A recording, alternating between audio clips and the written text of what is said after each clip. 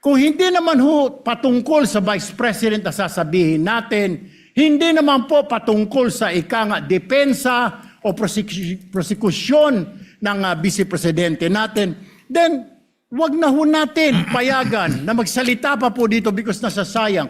Because every minute, every hour that we waste away from the defense or from the prosecution of the case of the Vice President, it is injustice.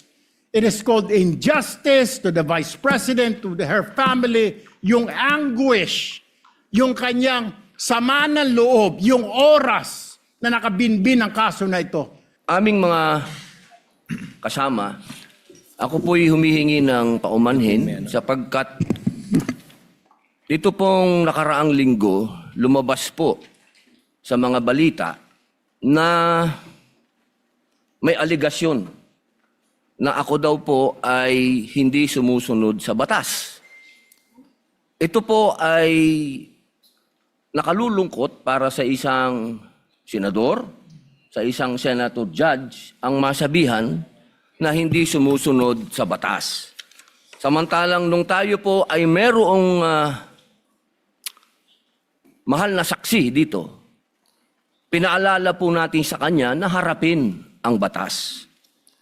Noong nakaraang linggo, ang atin pong kaibigan na ombudsman, ang sinabi po ng mahal na ombudsman na ako daw po ay hindi sumunod sa kanilang pasabi na mag-file ng aking counter affidavit. Nakakalungkot po ito sapagkat hindi po ito totoo.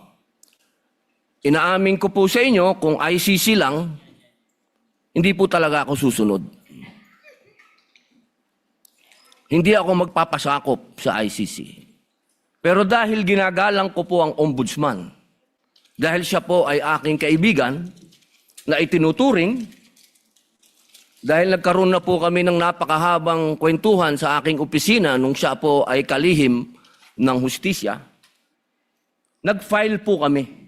Huwag po nating gamitin ang oras ng impeachment court sa pagpapaliwanag o sa pagtatanggol ng ating mga sarili simula pa po noong nakaraang linggo. Because the time we waste here to defend ourselves, defend what we believe or what have you, is an injustice to the Vice President. Yung oras po na ito dapat ilaan natin sa pakikinig sa depensa ng Vice Presidente, sa mga akusasyon laban sa Vice Presidente, hindi po pagdidepensa sa mga sarili natin kung tayo inaakusahan ng kung anong mga ahensya, kung tayo po ay may mga kaso, may mga investigasyon.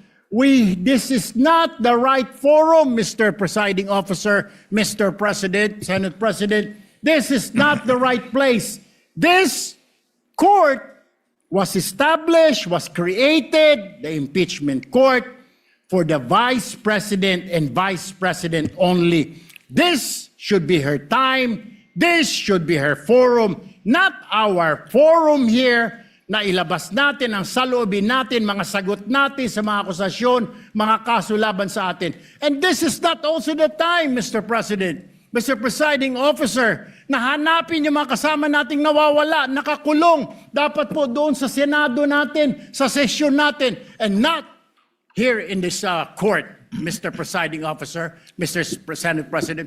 Kaya pakiusap ko lamang po sana sa ating mahal na Presiding Officer and Senate President, let us follow the rules. May rules ho tayo. Kung hindi naman ho patungkol sa Vice President na sasabihin natin, hindi naman po patungkol sa depensa o prosekusyon ng Vice Presidente natin, then wag na ho natin payagan na magsalita pa po dito because nasasayang. Because every minute, every hour that we waste away from the defense or from the prosecution of the case of the Vice President, it is injustice. It is called injustice to the Vice President, to her family, yung anguish, yung kanyang sama ng loob, yung oras na nakabinbin ang kaso na ito.